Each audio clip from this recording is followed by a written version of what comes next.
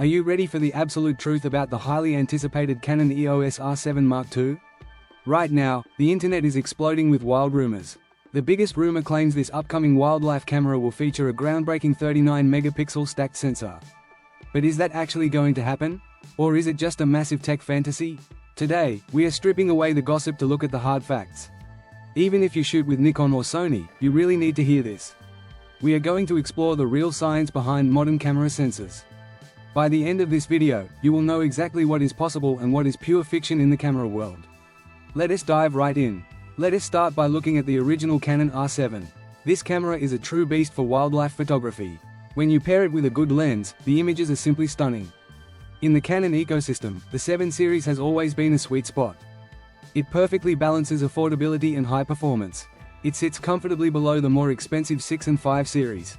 The original R7 launched at a very reasonable price of around $1,500. Keep that specific price tag in your mind.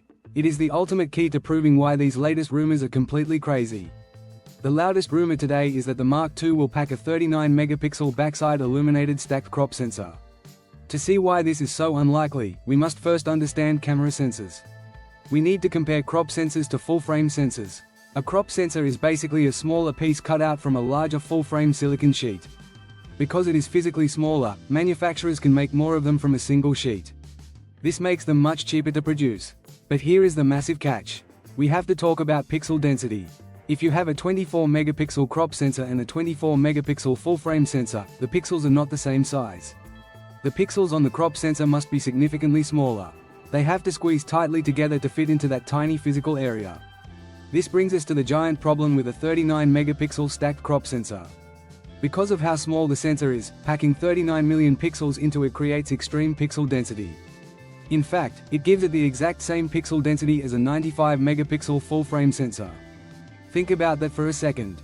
The most advanced consumer stacked sensor today is the 50-megapixel Sony A1. So, this rumor is telling us a fairy tale.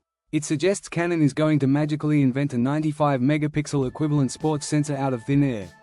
And not only that, they are going to put it inside a budget-friendly $1,500 camera body. The technology for a consumer 100-megapixel stacked sensor simply does not exist yet. While large medium-format cameras do have 100 megapixels, they are incredibly slow. They suffer from massive rolling shutter. This makes them terrible for fast-moving wildlife photography. Let us imagine Canon actually tried to build this impossible camera. The next huge roadblock is the data pipeline. A 39-megapixel stacked sensor firing at 30 frames per second creates a data tsunami. We are talking about moving over 1 gigabyte of data every single second. To stop the camera from crashing instantly, Canon would have to install a massive amount of expensive internal RAM. Your standard SD cards would be totally useless. You would be forced to buy highly expensive CF Express cards just to save your photos. If Canon somehow solved all these impossible scientific problems, think about the cost. This new camera would easily cost over $4,000. It would completely destroy the sales of their own higher-end professional cameras. No successful business is going to sell a flagship-level professional camera for $1,500. It just makes zero sense. So, here is my honest, realistic opinion about this upcoming product. I firmly believe the 39-megapixel stacked sensor rumor is completely fake. It is a total wish list built on fantasy, not reality. What I realistically expect for the Canon R7 Mark II is a highly capable partially stacked sensor. It will likely sit right around 24 to 28 megapixels. This sweet spot would keep the price affordable for regular consumers. It would allow Canon to improve the sensor readout speed. This would finally reduce that annoying rolling shutter. You would get better autofocus and amazing, crisp images. Best of all, you would get this without your camera overheating or draining the battery in 5 minutes. This camera will be a fantastic, highly effective tool for wildlife shooters without breaking the bank. Do not let wild internet rumors fool you.